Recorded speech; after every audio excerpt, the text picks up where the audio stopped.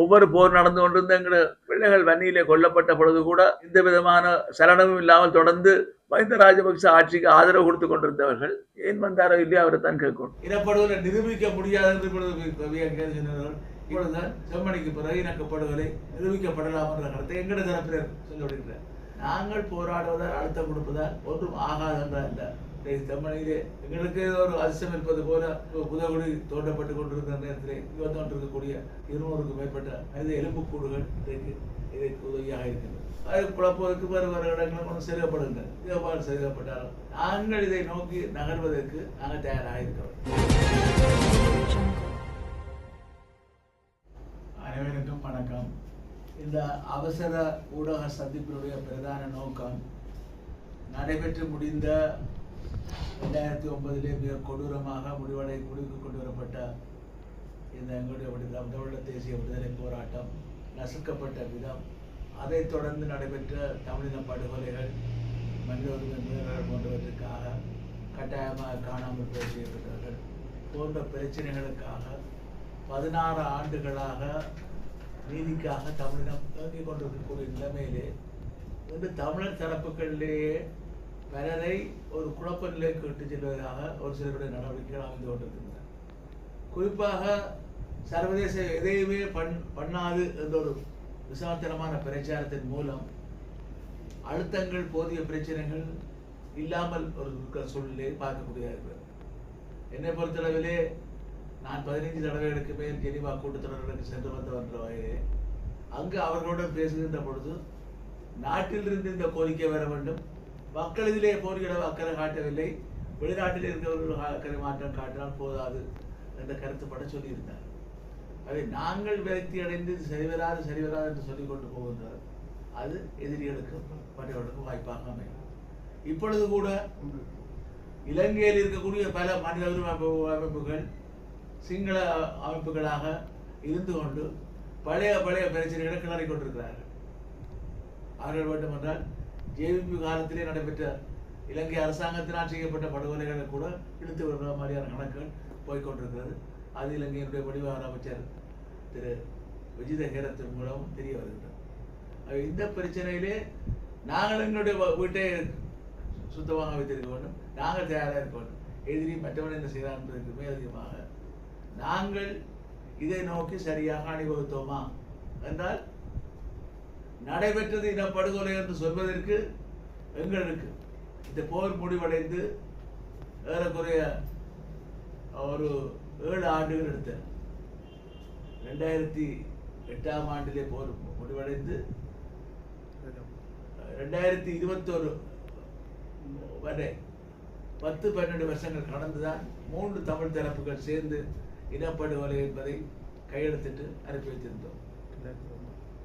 2021ஆம் ஆண்டு அதிலே மறைந்த தலைவர் சமந்தரையா அவர்களும் திரு விக்னேஸ்வர ஐயா அவர்களும் திரு ஐந்திரகுமார் பொன்னம்பலம் கையெழுத்திட்டு அனுப்பப்பட்டிருந்தது. அதுக்கு முதல் 2015 வடக்கு மாகாண சபை இனப்படுகொலை ஒரு தீர்மானத்தை நிறைவேற்றியும் கூட தமிழ் தேசிய கூட்டமைப்புடைய கட்டுப்பாட்டில் வடக்கு மாகாண சபை இருந்தும் வடக்கு மாகாண சபை ஏகமனதாக நிறைவேற்றியும் கூட அதை அவர்கள் ஏற்றுக்கொள்ளாத சூழ்நிலை இருந்தது. ஆனால் அவருடைய ஆரம்பகால தலைவர்கள் அதாவது அமரலிங்கம் போன்றவர்கள் 83ஆம் ஆண்டு நடைபெற்ற இனப்படுகொலை காலத்திலே பாரத பிரதமர் அன்றைய பாரத பிரதமர் அன்னை இந்திரா காந்தி அவர்கள், இந்திய பிரதமர் அன்னை இந்திரா காந்தி அவர்கள் 83ஆம் ஆண்டு ஆகஸ்ட் மாதம் 16ஆம் தேதி 1983ஆம் ஆண்டிலே இந்தியாவுடைய 2 சபைகள் இருக்கின்றன. பாராளுமன்றத்திலே கீழ் சபை என்று சொல்லப்படுகின்ற லோக்சபா, மேல் சபை என்று சொல்லப்படுகின்ற ராஜ்யசபா, மாநிலங்களவை என்று சொல்லப்படுகிற எம்எல்ஏக்கள் தெரிவு செய்யப்படுவார்கள். அந்த அவையிலே அவர் பேசுகின்ற பொழுது இலங்கையில் நடைபெற்ற இனப்படுகொலை என்று சொன்னார். அது மாத்திரமல்ல, 100க்கும் மேற்பட்ட நாடுகளுக்கு இந்தியாவுடைய தூதுக்குழுக்கள் இலங்கையில் நடைபெற்ற இனப்படுகொலை பற்றி விளங்கப்படுத்துவதற்கு அனுப்பப்பட்டது. அவர் நகர்ந்த விடயங்கள் எல்லாம் அதெல்லாத்தையும் மறந்து திருப்பி இனப்படுகொலை நிரூபிக்க முடியாது என்று இப்பொழுது சொன்னார்கள். இப்பொழுதுதான் செம்மணிக்கு பிறகு இணக்கப்படுகொலை நிரூபிக்கப்படலாம் என்ற கருத்தை எங்கட தரப்பினர் சொல்லப்படுகிறார். அவை நாங்கள் போராடுவதால் அழுத்தம் கொடுப்பதால் ஒன்றும் ஆகாது என்றால் இல்லை. அது தமிழின படுகொலை என்ற விஷயம் சொல்லி இன்றைக்கு தமிழிலே எங்களுக்கு ஏதோ ஒரு அதிசயம் இருப்பது போல புதகுடி தோண்டப்பட்டு கொண்டிருந்த நேரத்திலே வெளிவந்து கொண்டிருக்கக்கூடிய 200க்கும் மேற்பட்ட அந்த மண்டை ஓடுகள், மனித எலும்புக்கூடுகள் இதற்கு உதவியாக இருக்கின்றது. அது குழப்பதற்கு வேறு வேறு இடங்களும் ஒன்று செருகப்படுகின்றன. எது எவ்வாறு செருகப்பட்டாலும் நாங்கள் இதை நோக்கி நகர்வதற்கு நாங்கள் தயாராக இருக்கிறோம். அதே போல சர்வதேச பொது வாக்கெடுப்பு நடத்தப்பட வேண்டும் என்று மாகாண சபை கலைக்கப்படுவதற்கு சில நாட்களுக்கு முன்னர் செப்டம்பர் மாதம் 11ஆம் தேதி 2018ஆம் ஆண்டிலே கொண்டு வந்து நிறைவேற்றப்பட்ட தீர்மானம். அதாவது தான் அமெரிக்காவிலே செப்டம்பர் 11 தான் 2000ஆம் ஆண்டிலே ட்வின் டவர் கோபுரம் தயாரிக்கப்பட்ட அதே தினத்திலே தான் நாங்கள் நிறைவேற்றிய தினம் பொது வாக்கெடுப்பு தேவை. இதை விட 5-6 ஆண்டுகளுக்கு முன்னர் ஐக்கிய நாடுகள் மனித உரிமை பேரவையே பொது வாக்கெடுப்பு ஒரு வார்த்தையை பாவித்திருந்தது. இல்லை அங்கே அரசியல் தீர்வு வராது என்று சொன்னவர்கள் இப்பொழுது பார்த்தோம்னா அரசியல் தீர்வை பற்றி பேசுகிறார்கள். மாகாண சபை அரசியல் தீர்வு மற்ற தீர்வு என்றெல்லாம் சொல்லப்படுது. இதை விட பலஸ்தீனத்துக்கான அங்கீகாரத்தை பற்றி வழங்குகிறார்கள். அங்கே தீர்வை பற்றி பேசுகிறார்கள். சுயநிர்ணய உரிமை அங்கீகரிக்கின்றோம் என்று சொல்லப்படுகிறது. இன்றைக்கு கூட நாங்கள் பார்த்தோமா இருந்தால் பிரித்தானியா, பிரான்ஸ், ஆஸ்திரேலியா போன்ற நாடுகள் பலஸ்தீனத்தை அங்கீகரிக்கின்ற நிலைப்பாடுக்கு வந்திருக்கிறது. இலங்கை இரட்டை வேடம் போடுவது போல் இருக்கின்றனால இலங்கை அங்கீகரிக்கின்ற செல்லாது. ஆனால் நாங்கள் ஈழத்தமிழர்கள் சார்பில் நாங்கள் ஒன்று சொல்ல விரும்புகின்றோம். நாங்கள் பலஸ்தீன மக்களுடைய அந்த அவருடைய அவலத்தை நாங்கள் அனுபவித்து வருகின்ற வகையிலே நாங்கள் அவருடைய அந்த தனிநாட்டுக்கான அந்த பிரகடனத்தை அதுக்கு நாங்கள் முழுமையாக வரவேற்கிறோம். அதற்கு சம்மதம் வழங்கி ஆதரவு வழங்கும் நாடுகளுக்கும் நாங்கள் நன்றி தெரிவிக்கிறோம். இந்த சூழ்நிலையை வைத்துக்கொண்டு நாங்கள் ஒவ்வொன்றாக நடத்த வேண்டும். இப்பொழுது பார்த்தோமா இருந்தால் சர்வதேச ஒத்துழைப்பு அல்லது சர்வதேச தொழில்நுட்பத்தை நாங்கள் பயன்படுத்த தயார் என்று இலங்கை அரசாங்கம் சொல்லியிருந்தது. இது கொஞ்சம் பூசிப்படுற விடயங்கள். செஞ்சிலுவை சங்கத்தை கேட்கிறார். அப்படின்னா செஞ்சிலுவை சங்கத்தை அனுப்பி போட்டு படம் பண்ணி இல்லாட்டி தருவதா? இல்லை, சர்வதேச தலையீடு தேவை என்ற நிலைமை. இது 2015 நல்லாட்சி அரசாங்கம் இருந்த பொழுது அன்றைய அமைச்சராக இருந்த மறைந்த மங்கள சமரவீர அவர்கள் வந்து பேசி ஒரு இலங்கை அரசாங்கம் அனுசரணை வழங்குவதாக கூறி இணைய அனுசரணை கோஸ்பன்சர்ஸ் சொல்வார்கள் அதை வழங்குவதாக சொல்லித்தான் ஏகமனதாக அந்த தீர்மானம் 30/1 என்ற தீர்மானம் அக்டோபர் மாதம் 1ஆம் தேதி 2015ஆம் ஆண்டு நிறைவேற்றப்பட்டது. அப்பொழுது அதற்கு செய்துவிட்டு இன்றைக்கு 10 வருஷம் கடந்து விட்டன. அன்றைக்கே ஐக்கிய நாடுகள் மனித உரிமை பேரவைகளை வைத்து பெரும்பாலானவர்கள் அதை ஆதரித்திருக்கின்ற பொழுது தமிழர்களிலே நாங்கள் ஒரு சிலர் திருமதி அனந்தசேகரன், அதே போல திரு அஜித் பரம்பரம், திரு செல்வராஜ கைத்தன், நான் போன்றவர்கள் இது ஒருபோதும் இலங்கை அரசு செயற்படுத்தாது என்று கூறியிருந்தோம். நடந்த 2025 இன்னமும் 5-6 ஆண்டுகளுக்கான கால அட்டவணைகள் போடப்பட்டிருக்கின்றன. ஓரல் வாய்மூல அறிக்கை வரும், எழுத்துக்குள்ள அறிக்கை வரும், இவை போன்ற எல்லாவற்றையும் விட ஆவணங்களை திரட்டுவதற்காக, சாட்சியங்களை திரட்டுவதற்காக அவர் முடிவெடுத்தோடு எதிர்ப்புகள் தெரிவிக்கப்பட்டது.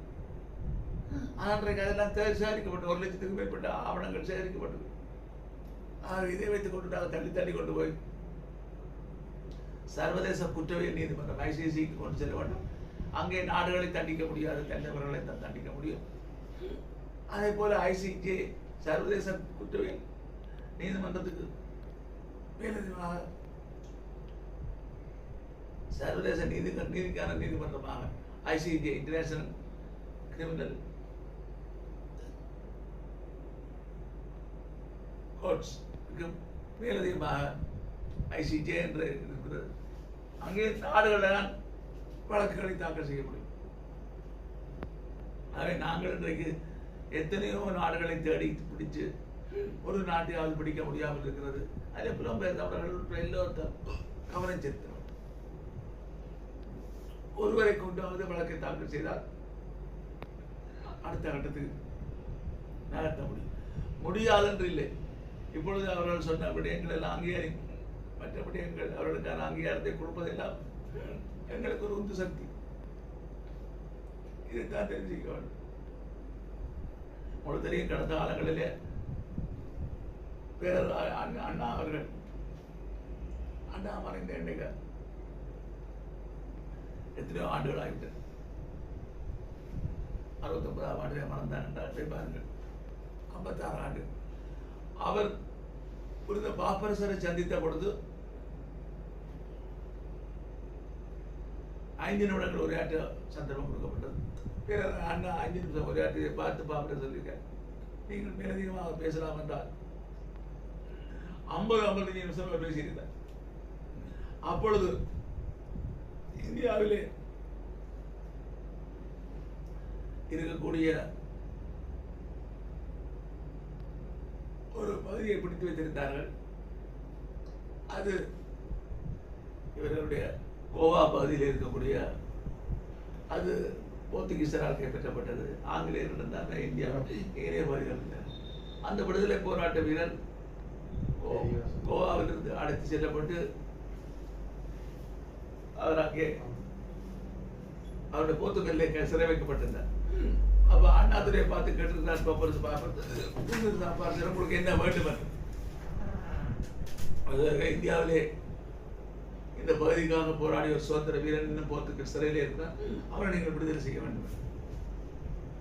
உடனடியாக நடவடிக்கை எடுப்பதாக புனித பாப்பரசர் சொல்லிவிட்டு அண்ணாதுரை அவர்கள் திரும்பி வந்துவிட்டு பின்னர் சில காலத்துக்கு பின்னர் அவர் விடுதலை செய்யப்பட்டார். விடுதலை செய்யப்பட்ட வீரன் வந்து இறங்கிய பொழுது அவரை வரவேற்ற அன்னை இந்திரா காந்தி, அன்றைய இந்திய பிரதமர், அண்ணா பேரறிஞர் அண்ணாவை தான் சந்திக்க வேண்டும் சொன்னபொழுது அவர் காலமாகிவிட்டார். அவருடைய அமைச்சர் வந்திருக்கிறார் என்று சொன்ன பொழுது, நான் கோவாவுக்கு செல்ல மாட்டேன், தமிழ்நாட்டுக்கு செல்ல வேண்டும் என்று தமிழ்நாட்டுக்கு வந்து பேரறிஞர் அண்ணா சமாதியில் ஆளுந்தார். அது எங்களுடைய தலைவர்கள் கோரிக்கைகளை வைக்கலாம். போர்த்துகீசர் எங்களுடைய ஆட்சியை இல்லாமல் செய்தவர்கள், ஆங்கிலேயர், அதுக்கப்புறம் ஒல்லாந்தர், அதுக்கு முன்னர் ஆங்கிலேயர். அவர்களை பார்த்து நாங்கள் இன்றைக்கு புனித பாப்பரசர் இதை கேட்டுக்கொண்டிருக்கிறவர்கள். பெரிய வள்ளி தாக்குதலில் பாதிக்கப்பட்ட காலத்து கிறிஸ்தவர்கள், கத்தோலிக்கர்கள், ரோமா அவர்கள் வந்தால் போர்த்துகல் ஒரு வழக்கை ஐசிஜேயிலே தாக்கல் செய்தார். இதை முன்னெடுக்க செய்யணும். அவை புது சிந்தனைகளை உருவாக்கி அழுத்தங்களை கொடுக்க வேண்டும். அழுத்தங்களை கொடுக்காம போராடாமல் நாங்கள் உலகம் கொண்டு தங்க தாமல் வச்சு உங்களோட பணியில் உணர்ந்து படுத்த வேண்டியது, அதை நகர்த்த வேண்டும். இதைத்தான் இப்பொழுது இலங்கை ஜனாதிபதி ஐநாவிலே நியூயார்க்கிலே புது அதை விட போறார். அதை இப்பொழுது வெளிவார அமைச்சருடைய போட்டிகளை பார்த்து நாங்கள் ஏதாவது ஒன்றை கொடுத்தால் அது பிளவு ஏற்படும் என்றால் எதையும் நீங்க தரமாட்டீர்கள். நீங்க கொடுக்காவிட்டால் பிளவராக கேட்க விரும்புகிறோம். ஆகவே எங்களை பொறுத்தளவிலே நாங்கள் ஒன்றிலே உறுதியாக இருக்க வேண்டும். இனிமேல் இனப்படுகொலை நடைபெறாது என்பதை உறுதிப்படுத்தக்கூடிய விதத்திலே அந்த ரோம் உடன்படிக்கையிலே இலங்கைக்கு எடுத்துட வேண்டும் என்ற கோரிக்கையை ஏற்றுக்கொள்ள வேண்டும். இதை விட ஒரு இலங்கையினுடைய எங்களுடைய இனங்களுக்கு சரியான ஒரு முறைப்படுத்தல் செய்யப்படவில்லை, டீகலனைசேஷன் செய்யப்படவில்லை. நாங்கள் ஒரு அங்கீகாரம் இல்லை, ஒரு எங்களுடைய சம்மதம் இல்லாமல் தான் நாங்களுடைய அடிமைகளாக இருக்கிறோம். நாங்கள் யாருக்கும் கொடுக்கவில்லை எங்களுடைய சம்மதத்தை. இந்த சொல் எங்களுடைய வடக்கு கிழக்கு பிராந்தியங்களை ஒரு நான் டெரிட்டோரியல் என்ற ஒரு பகுதியாக இவர் அங்கீகரிக்க வேண்டும். அங்கீகரிப்பதன் ஊடாகத்தான், ஐநா அங்கீகரிப்பதன் ஊடாகத்தான் இதை நோக்கி நாங்கள் சென்று பொது வாக்கெடுப்பு வருவது விட கிடையாது. ஐநாவினுடைய முறைகளுக்கு கீழே எங்களுக்கு ஒரு ஒரு பரிகார நீதி என்று சொல்வார்கள், ஒரு ரெமெடியல் ஜஸ்டிஸ் என்று, அதுக்கு ஒரு விடயத்தை நாங்கள் வலியுறுத்த முடியும். அது எங்களுடைய ஐநாவினுடைய குறியீடுகள், அந்த நடவடிக்கைகள், இந்த போர்களில் இப்பொழுது சம்மதிப்படுதலையும் கொண்டு வர விடயங்கள் எங்களுக்கு அனுசரணையாக இருக்கின்ற காரணத்தால் நாங்கள் எங்களுடைய இனத்தினுடைய சுயநிர்ணய உரிமையின் அடிப்படையிலே ஒரு தீர்வை சர்வதேசத்தின் உதவியுடன் பரவக்கூடிய வாய்ப்புகள் பிரகாசமாகிக் கொண்டு வருகின்றன. இதை நோக்கி செல்ல வேண்டும். அதை படுத்து நீங்கள் எங்களுக்கு 2 3 கதைப்பட வேண்டாம். இருந்தால் இல்லை என்றால் நாங்கள் எங்களோட மக்கள் தீர்மானித்தால் என்ன செய்ய போகிறீர்கள்?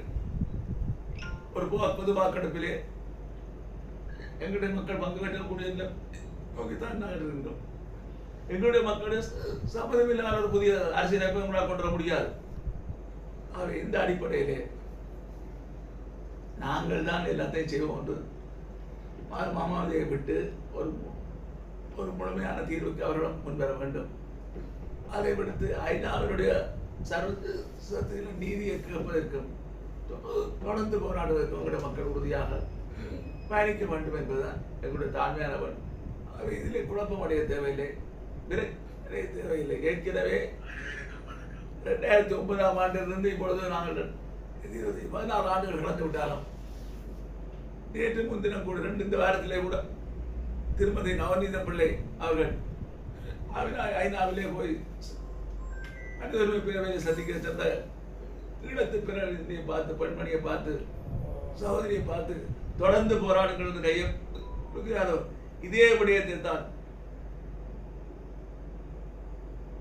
கடந்த 8 வருடங்களுக்கு முன்னர் திருமதி அனந்தி அவர்களும் நானும் தென்னாப்பிரிக்காவில் என்று ஒரு மாநாட்டிலே திருமதி நவநீத பிள்ளை சந்தித்து விட்டு புறப்பட்ட பொழுது கூட பல உதாரணங்களை சொல்லி தொடர்ந்து போராடுங்கள் என்று கையை குறுக்கியது எனக்கு ஞாபகத்தில். ஆகவே நாங்கள் போராடினால் தான் நடக்கும்.